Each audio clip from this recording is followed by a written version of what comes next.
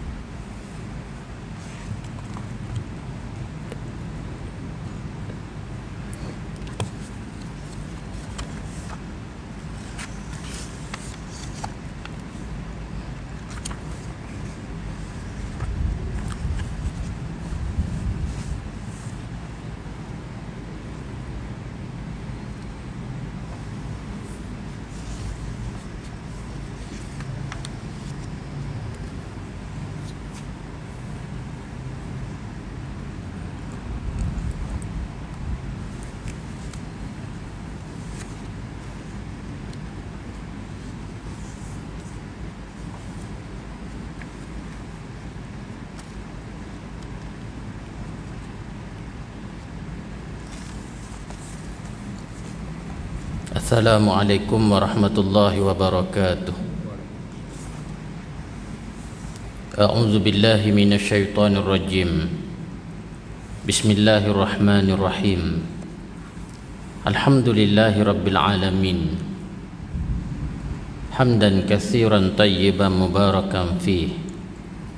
Ashhadu an la ilaha illallah wahdah wa ashhadu anna Muhammadan abduhu wa rasuluh. Allahumma salli wa sallim wa barik ala habibina wa syafi'ina wa qudwatina wa imamina sayyidina Muhammad wa ala alihi wa ashabihi ajma'in.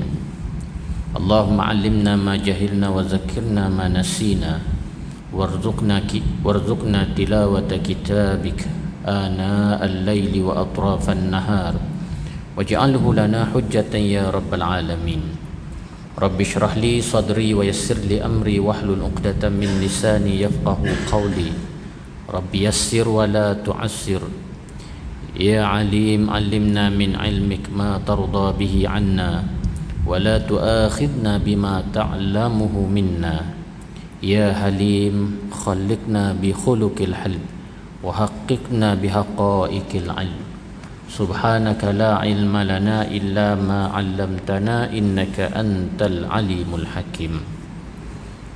Muslimin dan muslimat, hadirin dan hadirat,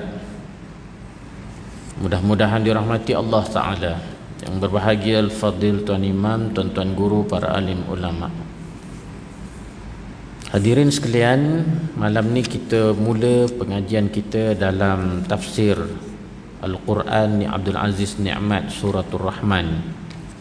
Boleh buka muka surat yang ke-8. Kita telah pun membicarakan berkaitan dengan muqaddimahnya dalam pengajian yang lalu sebelum daripada Ramadan. Sebelum ini, malam ni kita mula muka surat yang ke-8. Tafsir ayat 1 hingga 6. A'udzu billahi minasyaitonir rajim. Bismillahirrahmanirrahim. Ar-Rahman 'allamal Qur'an, khalaqal insan, 'allamahul bayan. Asy-syamsu wal qamaru bihusban, wan najmu wasyajaru yasjudan. Dengan nama Allah yang Maha Pemurah lagi Maha Mengasihani. Tuhan yang Maha Pemurah serta melimpah-limpah rahmatnya. Dialah yang telah mengajarkan Al-Quran. Dialah yang telah menciptakan manusia. Dialah yang telah membolehkan manusia bertutur, memberi dan menerima kenyataan. Matahari dan bulan beredar dengan peraturan dan hitungan yang tertentu, dan tumbuh-tumbuhan yang melata serta pohon-pohon kayu kayan masing-masing tunduk menurut peraturannya. Suratul Rahman ayat 1 hingga 6. Qala musannifur rahimahullah. Baiklah, hari ini kita masuk surah baru yang diberi nama surah Ar-Rahman. Ini ayat Tok Guru lah dalam menyampaikan kuliahnya.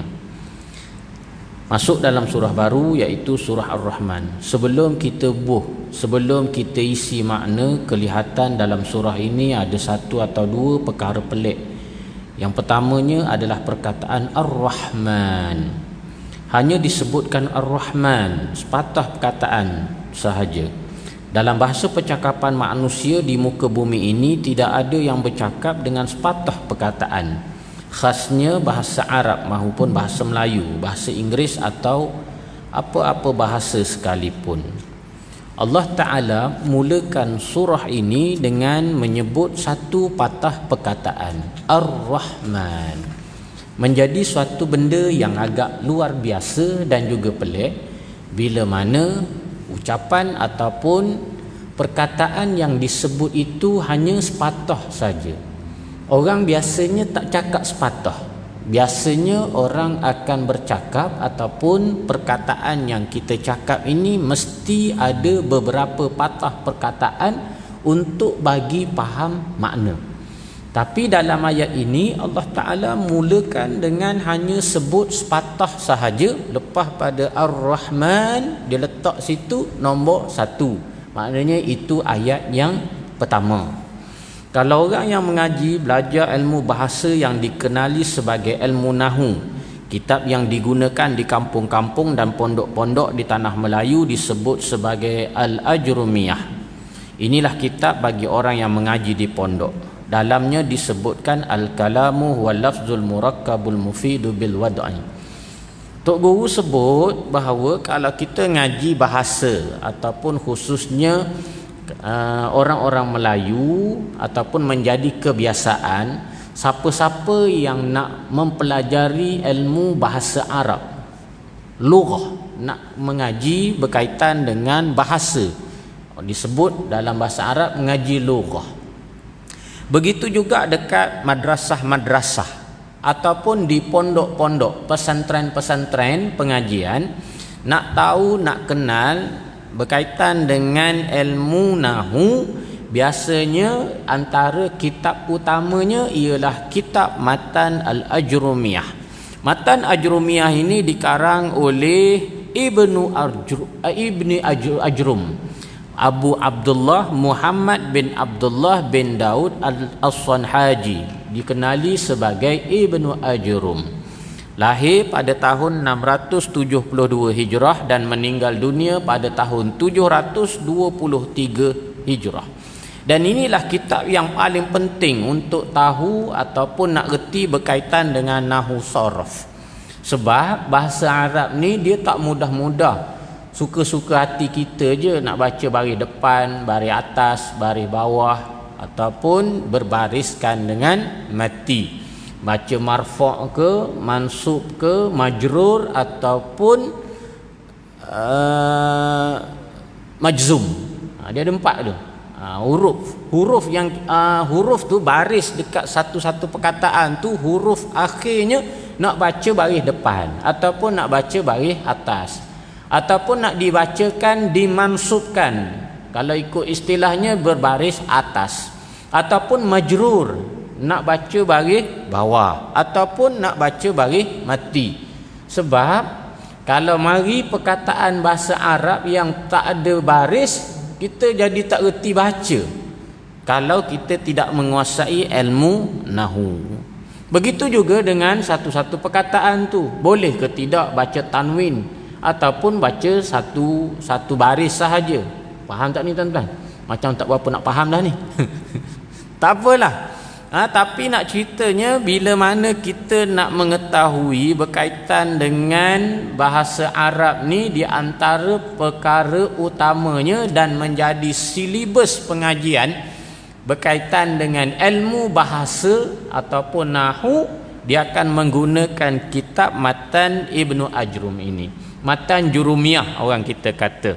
Al-kalamu huwa lafzul murakkabul mufidu bil wad'i wa aqsamuhu salasatun ismun wa fi'lun wa harfun ja'a li makna. Ini kami kena ngapal ni tuan-tuan.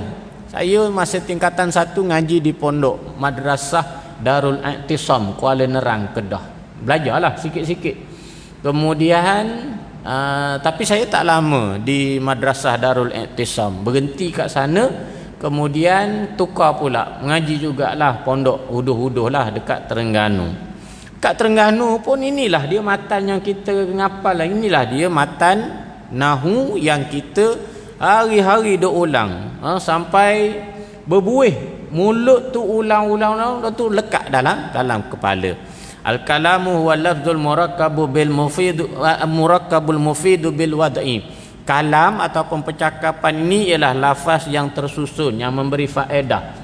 Kemudian bahagiannya ada 3. Wa aqsamuhu, bahagiannya salah satu ada 3. Ismun wa fi'lun wa harfun. Isim, fi'il, haraf. Fal ismu yu'rafu bil hafdi wat tanwini wa dukhulil alifi wal lami wa hurufil khafdi wa hiya min wa ila wa an ala wa fi wa rubba wa ba wa kaf wa lam wa hurufil qasam wa hiya waw wal ba wa ta. Maknanya kena hafal tu satu-satu.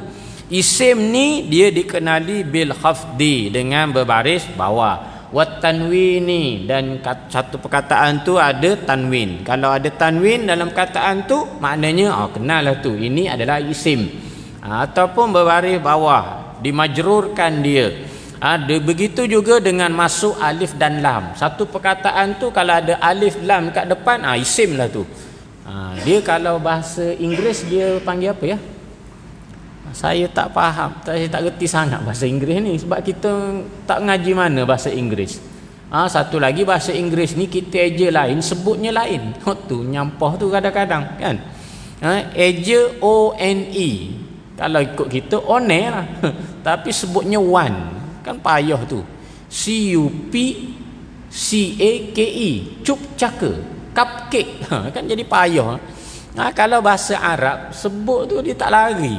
Dengan eja tu sebut dia tak lari. Tapi bahasa Inggeris eja lain, sebut lain, tu jadi payah. Baik.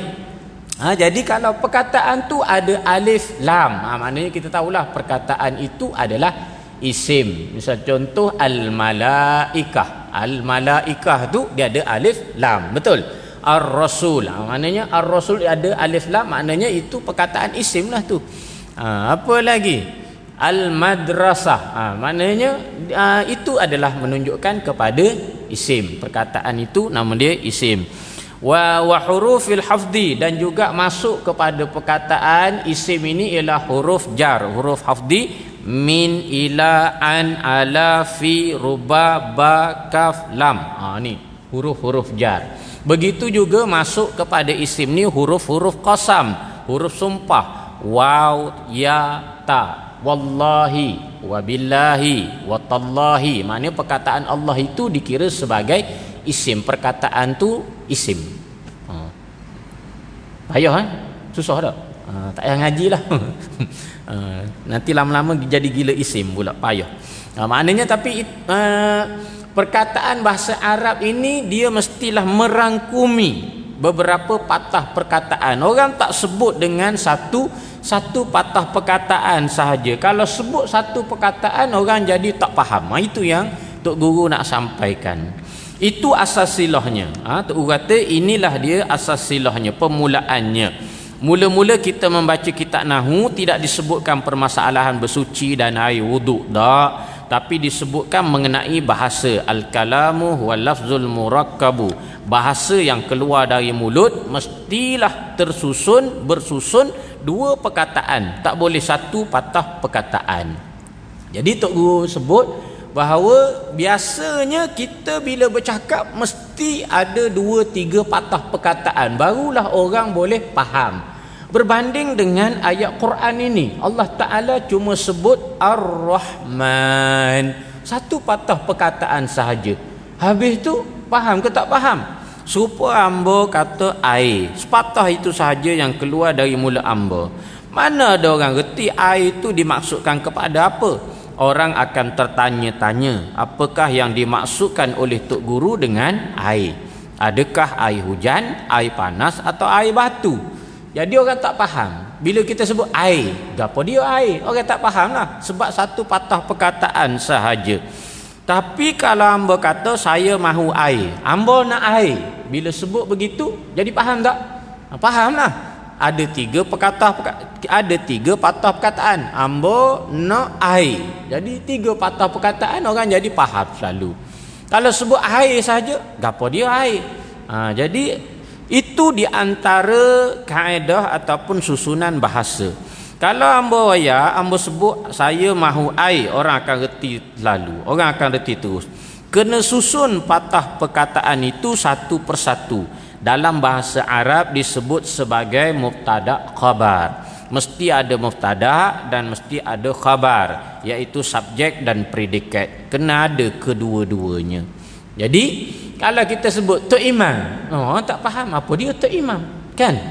Tapi kalau kita kata Tok Imam paling berani sebab dia poligami, jadi orang faham lalu. Ataupun Tok Bilal, orang tak faham Tok Bilal. Tapi bila kita sebut Tok Bilal nakut bini, kita faham lah. Bukan Tok Imam sini, bukan Tok Bilal sini lah. Ini contoh, contoh nak bagi faham.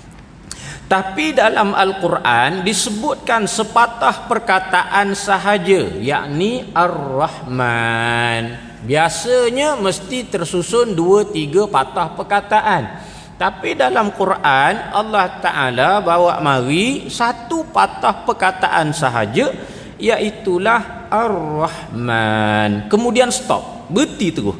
Habis satu ayat. Kemudian ayat yang kedua, Allamal Quran. Ada dua perkataan, iaitu Allama dan juga Al-Quran. Ini baru betul susunan bagi satu ayat. Allamal Quran itu dari sudut kaedahnya barulah betul dari sudut susunannya. Jika disebutkan sepatah perkataan iaitu Ar-Rahman sahaja, menyebabkan orang jadi bingung, jadi tak faham apakah yang dimaksudkan dengan Ar-Rahman. Tapi apabila dibacakan kedua-dua ayat Ar-Rahman Allamal Quran, barulah kena molek dengan perkataan itu yang memberikan erti. Dalam Al-Quran selepas perkataan Ar-Rahman dibuat nombor 1 sebagai tanda ayat pertama. Yang ni yang disebut oleh almarhum Tuan Guru. Oleh yang demikian, bagi orang-orang yang belajar sastra dan nahu bahasa Arab, menurut mereka ada masa-masanya manusia berkecek, bercakap sepatah perkataan sahaja. Contohnya ketika terkejut atau hendak suruh orang lain terkejut, seseorang itu akan berkata, rimau. Maka sepatah perkataan itu sahaja. Dia tak kata rimau mari dah duk mengakak. Rimau mari dah duduk mengakak, sedang merangkak. Kalau kata begitu sempatlah diterkam oleh harimau. Ketika terparak ataupun terserempak tiba-tiba dengan harimau, kita kata rimau, kita kata harimau. Atau ketika melihat kebakaran, kita kata api, maka orang akan cam teruh bahawa ada rumah yang terbakar. Jadi ada masa-masanya manusia akan bercakap dengan sepatah perkataan sahaja, walaupun ianya tidak mencukupi, tetapi bagi orang yang cerdik maka dia akan reti. Contohnya orang sebut rimau, harimau, api, ataupun budak, ataupun budak, bermaksud budak itu hendak terjun dari tangga dan sebagainya. Dihuraikan oleh Tok Guru. Kadang-kadang walaupun dari sudut kaedah bahasa percakapan ni mestilah ada 2-3 patah perkataan yang disusun, tetapi bagi orang yang cerdik, bila disebut satu patah perkataan sahaja, kadang-kadang disebut satu patah perkataan itu tujuannya ialah untuk tarik perhatian, dan orang yang reti dia akan faham. Contoh, waktu mana jumpa dengan rimau, lalu kita sebut rimau. Bila sebut rimau gitu, orang pun jadi macam terperanjat. Ataupun nampak rumah terbakar, kita sebut api, kita sebut satu perkataan sahaja. Bila kita sebut api, dia akan tarik perhatian orang ramai, orang pun cari mana. Contoh, ataupun budak nak terjun bangunan ataupun nak terjun tangga, kita kata budak. Kita kata, bila kita sebut begitu, kita pun, orang lain yang dengar pun akan tercari-cari mana dia. Seolah-olah kita nak ambil perhatian. Bila kita nampak rimau sedang datang, kita tak kata rimau tengah datang tu. Jadi kita susun bahasa gitu, menyebabkan jadi lambat. Orang pun buat tak tahu je lah. Boleh faham tak? Boleh faham? Jadi contoh kita nampak pencuri, curi kita kata, pencuri kita sebut satu je, pencuri. Jadi orang duk cari-cari, ambil perhatian dia. Kalau kita pencuri tengah buka tabung tu, orang buat tak tahu je. Orang kata apa dia ni? Orang buat kata dia ni gora ke benda ni. Jadi ada ketikanya, walaupun dari sudut susunan bahasa ni mestilah dua patah perkataan ataupun lebih, tetapi Al-Quran dia bawa satu patah perkataan sahaja, ada waktu dan ketikanya. Tujuannya adalah untuk menarik perhatian manusia. Jadi ada masa-masanya Allah Ta'ala mencuit perhatian manusia dengan cara yang luar biasa. Contohnya Allah Ta'ala sebut, aku ni Ar-Rahman.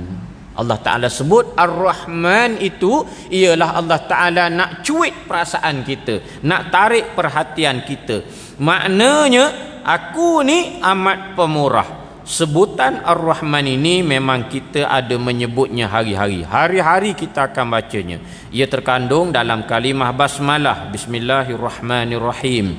Orang Islam di seluruh dunia, sama ada Melayu, Cina, Inggeris, apabila dia Islam sah, maknanya dah tentu dia akan menyebutnya sama ada dalam sembahyang maupun di luar sembahyang.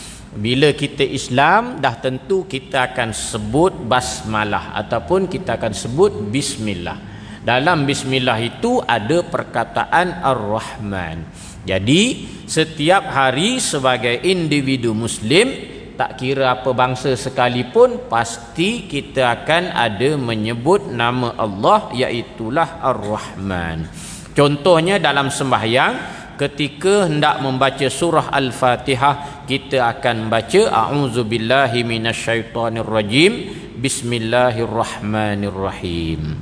Bila kita baca dalam sembahyang, kita akan baca surah Al-Fatihah, maka kita akan sebut bismillahirrahmanirrahim. Di dalamnya ada 4 patah perkataan, iaitu bismi Allah Ar-Rahman Ar-Rahim.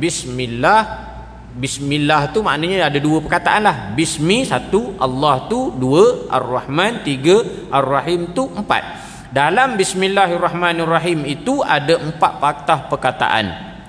Walaupun mengandungi 4 patah perkataan, tetapi perkataan Ar-Rahman itu terkandung di dalamnya. Ar-Rahman adalah nama Tuhan. Dia sendiri yang meletakkan nama itu. Mana ada manusia yang boleh meletakkan nama Tuhan? Kita boleh meletakkan nama sesuatu benda kalau kita reti mengenainya. Contoh kuih, kita namakannya lompat tikai. Orang Kelantan tahulah kuih lompat tikai. Orang Kota Damansara tahu kuih lompat tikai. Tak tahu tak. Orang Kelantan je ada. Kuih gapo ni lompat tikai? Kuah pula. Kuih lompat tikam. Macam mana ya lompat tikam? dia ada kuah dia warna apa? Gula merah. Lompat tikai.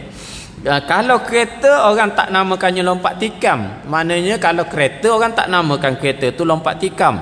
Sama ada lompat tikam ke nasi manis ke. Nasi manis tahu? Nasi manis ni wajib. Nasi manis tu wajib. Dipanggil nasi manis. Atau apa-apa nama sahaja, kita bubuh namanya begitu kerana kita reti benda ni adalah kuih. Kalau tidak reti mengenainya, kita nak bubuh nama apa? Jadi yang letak Ar-Rahman itu sebagai nama Allah adalah Allah sendiri, bukan kita. Allah sendiri yang meletakkan namanya ialah Ar-Rahman. Allah Ta'ala ini tidak ada sesiapa pun yang reti mengenai dirinya. Kalau dia sendiri tidak beroyak, kalau Allah Ta'ala sendiri tak bagi tahu, sebab dia tidak maknanya manusia ni tak tahu akan nama Allah kalaulah tidak Allah sendiri yang bagi tahu, dan Allah sendiri yang meletakkan namanya Ar-Rahman. Sebab Allah tak nampak dia tengok. Kita hendak dengar suara dia tak boleh, nak menjamah dia tak boleh, nak kecap rasa sama ada manis atau masam tak boleh, nak hidu bau dia tak boleh, hendak buat apa-apa tak boleh, kerana Tuhan itu adalah ghaibul ghuyub. Tuhan itu adalah kemuncak kepada perkara yang ghaib. Apabila perkara itu perkara gaib yang kita hendak tengok dan fikir mengenainya pun tak boleh, kalaulah dia tidak tolong kasihan belas kepada kita dan bubuh namanya sendiri, maka tidak ada sesiapa pun yang akan tahu mengenainya.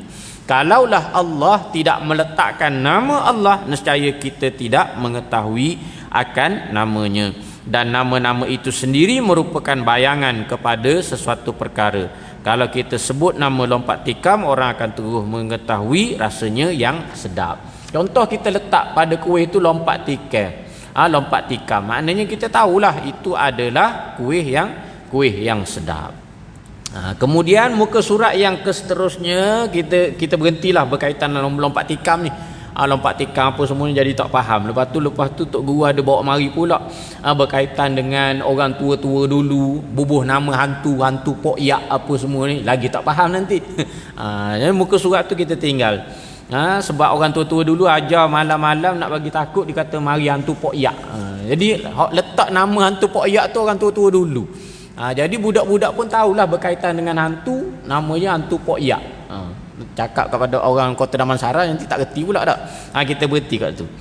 Muka surat yang sebelah tu, muka surat 13. Perenggan yang kedua. Allah Ta'ala Allah Ta'ala bawa datang namanya dengan nama Ar-Rahman, yang amat pemurah, dengan erti kata, kalau kamu hendak tahu aku ni siapa wahai manusia, dan kerana apa aku suruh kamu mentaati aku, kerana aku ini amat pemurah. Ar-Rahman disebut satu patah perkataan, tujuannya adalah untuk tarik perhatian manusia.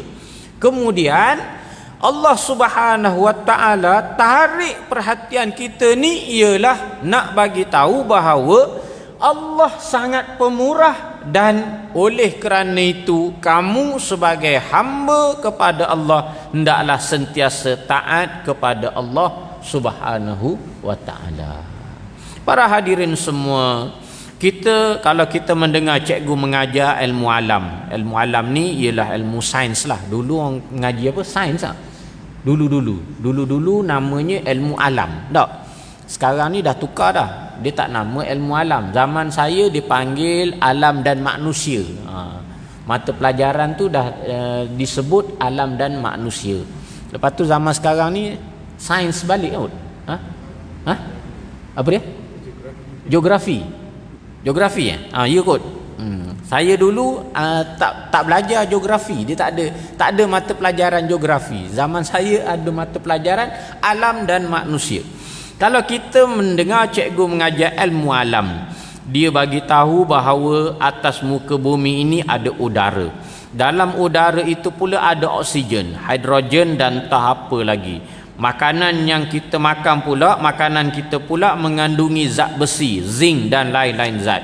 Contohnya dalam durian ada zat bergotu. Bergotu ni zat itulah, zat sekian-sekian lah dalam durian tu. Manakala sayur mengandungi sekian-sekian zat. Protein pula terkandung di dalam daging dan sebagainya. Semuanya diperlukan oleh manusia. Maknanya kalau kita mengaji sains lah kot, kita mengaji sains, cikgu akan bagi tahu bahawa dekat muka bumi ni ada udara. Dekat udara tu pula yang berlega ni ada oksigen, ada hidrogen, ada karbon dioksida dan tak apa-apa lagi lah. Makanan yang kita makan ada zat itu, zat ini dan sebagainya. Vitamin A, vitamin C, vitamin D, E apa semua kan. Minyak omega apa semua tu lah. Begitu juga dengan zat-zat sekian, sayur-sayur yang ada begini semua ni. Termasuklah protein yang kita makan, karbohidrat, nasi yang kita makan, apa semua tu, semuanya diperlukan oleh manusia. Kalau tak ada oksigen menyebabkan manusia itu mati, maka Allah Ta'ala tolong buatkannya untuk manusia. Kalaulah oksigen ni tak ada, manusia akan mati. Jadi oksigen ni siapa yang buat? Allah Ta'ala yang tolong buat untuk manusia. Mari mana oksigen ini? Melalui proses pokok-pokok tumbuh-tumbuhan yang ada, kan? Pokok-pokok dia mengeluarkan oksigen. Kemudian oksigen tu kita sedut, kita keluarkan karbon dioksida, kan? Lepas tu karbon itu diperlukan oleh pokok pula. Sebab tu kalau kita tebang pokok terlalu banyak menyebabkan oksigen makin berkurangan. Udara tak berapa bagus untuk manusia. Inilah dia baiknya Allah Subhanahu wa taala. Kalau tak ada oksigen menyebabkan manusia itu mati, maka Allah taala tolong buatkannya untuk manusia. Kalau tak ada zat itu dan zat ini, atau protein itu dan protein ini, menyebabkan manusia akan mati, maka Allah taala tolong buatkan. Kerana apa dia tolong buatkan? Kerana dia reti. Kerana apa? Sebab Allah taala tahu, sedangkan manusia itu tak tahu, tak reti. Mana ada manusia yang reti buat udara dan air? Dalam air itu pula ada pelbagai zat, semuanya Tuhan yang buat. Kalau aku tak buat semua ni, menyebabkan manusia itu mati. Jadi Ar-Rahman, Allah yang bersifat Maha Pemurah, Allah Ta'ala buat belaka keperluan untuk manusia. Tak ada manusia yang boleh hidup tanpa bernafas sebagaimana kita tengah nyawa sekarang. Ni sekarang ni kita duduk dalam masjid ni pun kita sedang bernafas ataupun bernyawa. Mana ada manusia yang boleh hidup tanpa bernafas? Kawan-kawan kita, sahabat-sahabat kita yang mungkin diuji dengan COVID-19, oksigen berkurangan, terpaksa mendapatkan bantuan oksigen, yang akhirnya bila mana tekanan oksigen makin lama makin rendah, makin lama makin rendah, yang akhirnya menyebabkan jantungnya berhenti dan kemudian meninggal dunia. Mudah-mudahan mereka dirahmati oleh Allah Subhanahu wa taala dan mendapat keberkatan syahid akhirat. Amin ya rabbal alamin. Jadi tuan-tuan, yang kita bernafas sekarang ni ialah sebab adanya oksigen yang boleh masuk ke dalam paru-paru kita. Manusia boleh bernafas, malah lembu, kerbau dan nyamuk pun bernafas juga. Bernafas melalui apa? Bernafas melalui udara. Begitu juga dengan budak kecil yang baru lahir dari perut emaknya. Sebelum ibu yang mengandung itu bersalin, terlebih dahulu doktor akan periksa keadaan anaknya, sama ada kedudukannya songsang atau berada pada posisi yang betul. Kita yang hidup ataupun budak yang baru lahir ataupun budak yang baru beranak, yang baru lahir ini pun dia memerlukan oksigen untuk hidup. Kalau songsang, keadaannya kepala alik atas. Maknanya kalau seorang ibu tu dia mengandung bayi yang songsang. Songsang ni kepala belah atas, hala ke atas dan kaki sebelah bawah. Kedudukan sebegini akan menyebabkan kakinya keluar terlebih dahulu, maka doktor akan membetulkannya dan dia akan membuat jangkaan sama ada perlu bedah atau tidak, supaya kaki bayi tidak keluar dahulu. Kalau kaki yang keluar dahulu sampai ke bahagian peha dan perut, ini boleh menyebabkan bayi itu mati. Kalau ibu mengandung, tengok keadaan dia. Kalau songsang, bila songsang yang akan keluar kaki dulu. Kita tak nak keluar kaki dulu, keluar biarlah kepala dulu. Ilmu perubatan sekarang ni kalau songsang biasanya doktor akan syorkan supaya dibedah, kan? Dibelah. Buat operation. Buat pembedahan. Sepatutnya kepala yang keluar terlebih dahulu. Apabila kepalanya yang keluar dahulu, maka lubang hidung budak itu boleh dimasuki udara dan berfungsilah paru-parunya. Menurut kata doktor, apabila bayi keluar dari perut emaknya, untuk membolehkannya hidup, maka kena keluarkan kepalanya dahulu, bukannya kaki. Kalau hidungnya yang keluar dahulu, ini membolehkan menyedut udara luar melalui paru-paru. Ini bermakna paru-parunya berfungsi molek. Penting atau tidak pentingnya udara ini sehinggakan doktor kalau tengok anak dalam perut seorang ibu itu berkeadaan songsang, yang menyebabkan bayi itu akan keluar kakinya dahulu.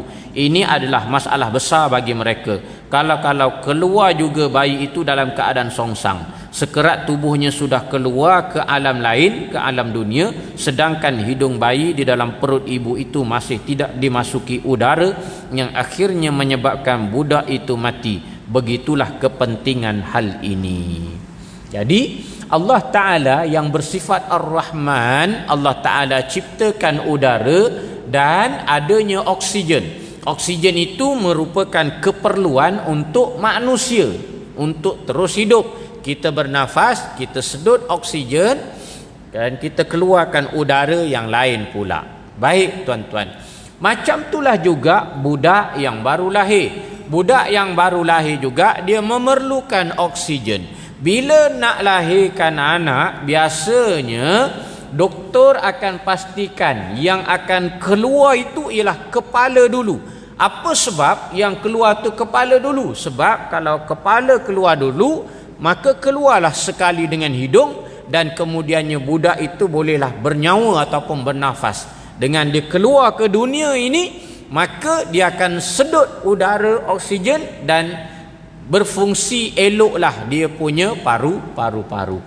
Kalau yang keluar kaki dulu, ini mengikut apa yang Tok Guru sebutlah.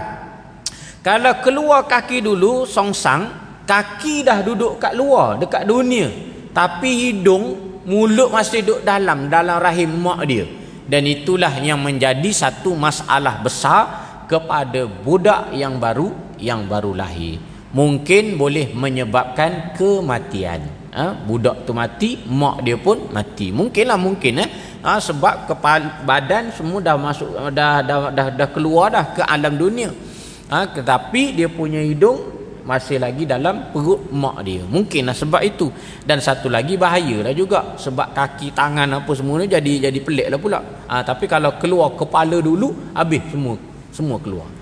Macam tu juga dengan binatang. Binatang lembu ke kuda ke, dia beranak, kebiasaannya dia akan keluar kepala dulu. Tapi ada yang kata keluar kaki dulu, wallahu alam. Wallahu alam. Tapi senangnya dia kepala dulu. Bila keluar kepala tu terus keluar gitu. Sebab tu ular sawa kan, kalau dia telan binatang, dia telan kok mana? Kaki dulu ke kepala dulu? Kepala dulu. Tak, biasanya kepala dulu. Dia telan kepala tu, kambing, seekor kambing dia telan. Seekor kambing dia telan tu kok kepala dulu. Kebiasaannya. Senang dia masuk. Okey, baik. Tuhan tak mencuit kita dengan perkataan, dengan perkara-perkara sebegini. Sebab itulah dia sebut sepatah perkataan sahaja Ar-Rahman, supaya serupa kita kata harimau, sebagaimana yang disebutkan dalam surah Khabar semalam mengenai seekor kerbau yang bergelepar mengamuk di bandar Pasir Putih kemarin dulu. Kerbau tersebut terputus tali yang kemudiannya memasuki balai polis dan tempat-tempat lain. Bagi menghadapi situasi tersebut, orang cerdik akan jerit kuba ataupun kerbau. Dia tidak kata kuba berambat, hei kerbau kerjakan orang. Kalau kata begitu, orang ramai tak dare ataupun tak sempat larilah. Sebut kuba cukuplah, kemudian apa lagi, lari sahajalah. Jadi Tok Guru dia bawa cerita berkaitan dengan kemarin ataupun semalam. Disebut kemarin tu maknanya semalam lah. Kalau kita sebut kemarin tu maknanya kemarin kan. Kalau orang Kelantan sebut kemarin, orang Terengganu sebut kemarin, artinya semalam. Kita sebut malam tadi, tapi mereka sebut semalam. Tu dia sudut istilah bahasa lah. Kalau kemarin tu dia sebut kemarin dulu. Boleh faham tu? Bila kemarin dulu? Kemarin dulu maknanya kemarin lah. Kalau kata kemarin, bila? Kemarin tu maknanya semalam. Boleh faham tak ni? Kalau dia sebut bila? Semalam. Semalam tu maknanya malam tadi. Boleh faham? Boleh faham ke? Bila semalam? Semalam tu maknanya malam tadi. Bila kemarin? Kemarin tu maknanya semalam. Hari Sabtu. Bila? Kemarin dulu. Kemarin dulu hari Jumaat.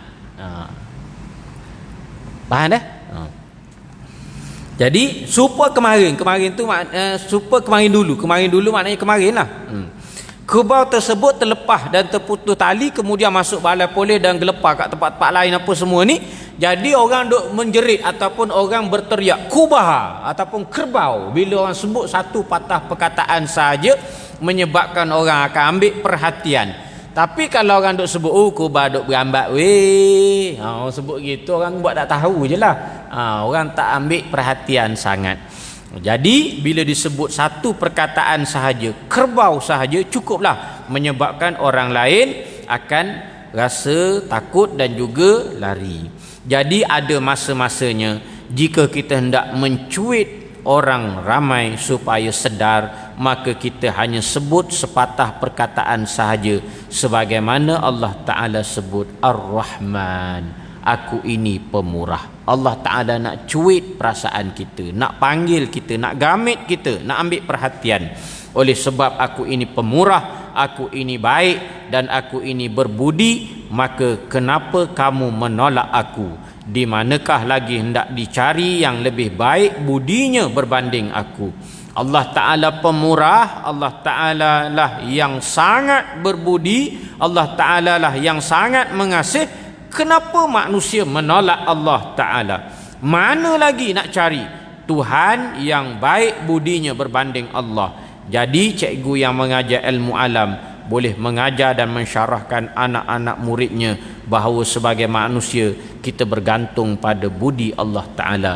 Disebabkan Allah Ta'ala, maka manusia boleh bernafas dan menyedut udara yang beroksigen. Kalau kita lihat pula ukuran lapisan kulit bumi dengan udara di bahagian atas, jaraknya lebih kurang 200 atau 100 km. Ini bermakna sebarang tahi bintang yang turun ke bumi dari langit akan terlecet ataupun terpelanting keluar, tidak memasuki ruang bumi. Kalaulah lapisan kulit udara ini tidak ada, maka sebanyak mana pun bilangan tahi bintang yang turun dari langit itu akan jatuh bertaburan atas kepala kita hari-hari. Puk-pak, puk-pak. Tok Guru buat mari perkataan tu, puk-pak, puk-pak. Faham tak? Tak faham tak? Habis mati kita, rumah kita akan runtuh dan pohon kayu kita punah janai, rosak teruk, habis licin. Jadi Tok Guru bawa datang bahawa pemurahnya Allah Ta'ala, bahawa bumi yang kita duduk ini dia ada satu lapisan, lapisan atmosfera yang tidak ditembusi oleh taik-taik bintang yang ada. Kalaulah tidak ada tapisan, taik bintang yang datang tu habis, dia turun jatuh kena atas muka bumi, mungkin dia akan menimpa atas kepala kita tiap-tiap hari, ataupun rumah kita, tanaman-tanaman dan ternakan kita, puk-pak mana jatuh bertepek-tepek atas kepala kita dan menyebabkan kita akan hancur dan juga musnah. Jadi pemurahnya Allah, pengasihnya Allah dan kasih sayang Allah Subhanahu wa Ta'ala, Allah Ta'ala ciptaan ini sangat baik dan semua itu ada manfaat bagi kita sebagai hamba dan juga manusia. Tidak ada sebab untuk kita derhaka dan engkar kepada Allah Subhanahu wa Ta'ala. Itulah yang ditafsirkan dengan Ar-Rahman. Saya kira cukuplah sekadar itu yang boleh kita sampaikan dan boleh kita kongsikan pada malam ini. Tak habis lagi itu sebenarnya tafsiran Ar-Rahman tu, kita akan sambung lagi, panjang lagi sebenarnya pentafsirannya. InsyaAllah kita akan sambung dalam ruang masa yang diizinkan akan datang. Aqulu qawli hadza wa astaghfirullahal azim li wa lakum wa lisairil muslimin wal muslimat innahu huwal ghafurur rahim. Wabillahi taufiq wal hidayah. Wassalamu alaikum warahmatullahi wabarakatuh. Kita berhenti setakat tu dulu lah.